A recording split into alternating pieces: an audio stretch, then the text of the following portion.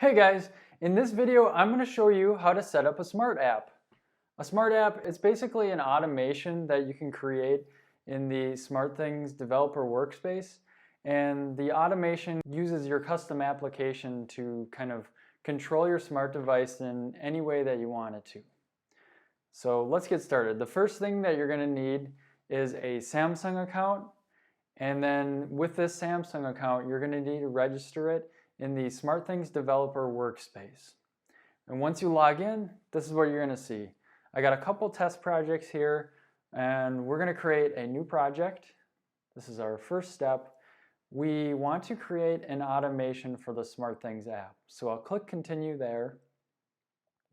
We'll give this a name, Super App, and this name is what we use to identify it in the developer workspace.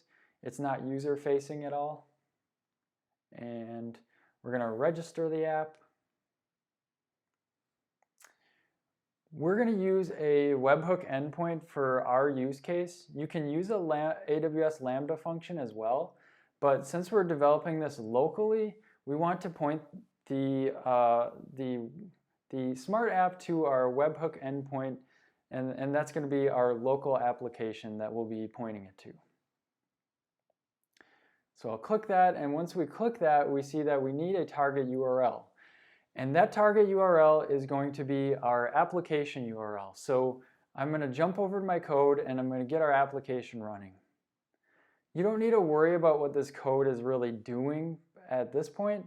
What we're going to see when I get this running is that it changes our light in the background to a random color every minute. So I'm going to do npm run start. This is going to start up the local node server, and at this point our smart app still won't be able to reach this URL. So we're going to need to use ngrok, and ngrok will create a secure tunnel to our node application. So once you have that installed, you can type ngrok http 3000. So that's going to create a tunnel to this port that is basically going to direct right to our local application. And then we see that we get a URL here that is generated by ngrok, and this is for testing purposes. So once you close this, that URL is going to not be there anymore the next time you start it up. But for our testing purpose, we're going to grab this, and we'll go back to our smart app and add the target URL here. And then we'll click next. Now we can add a app display name and a description. These are the user-facing names for our smart app. So I'll still call this Super App, and then I'll say changes colors for the description. And then we need to give this smart app permissions. So we're going to give it read permissions on the devices and execution permissions on the device, or the devices that we select. And that's all that's needed for this demo application. So we'll click next. We're not going to need the smart app instances or custom parameters. Those are both optional, so we're just going to click save. And you won't need the client ID or the client secret. The next thing we need to do is verify our app. So you'll see this link down here that says verify app registration, and I will click on that, and this will make a request to our node application. And if I look in the logs, I can see that there's a verification URL that we would only have if we have access to that node application that we provided the URL to the smart app. So I'm going to take that URL that was generated in our logs, and I will visit it. And basically this is just going to verify that we have access to that node application, and we can see that now our smart app was verified. And the last step we need to do in the developer workspace is go back to overview and deploy to test.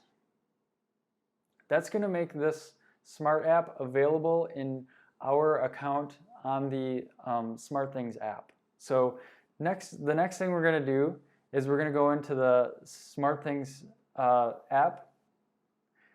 And what we need to do is, if this is your first time, you're going to have to go into the account settings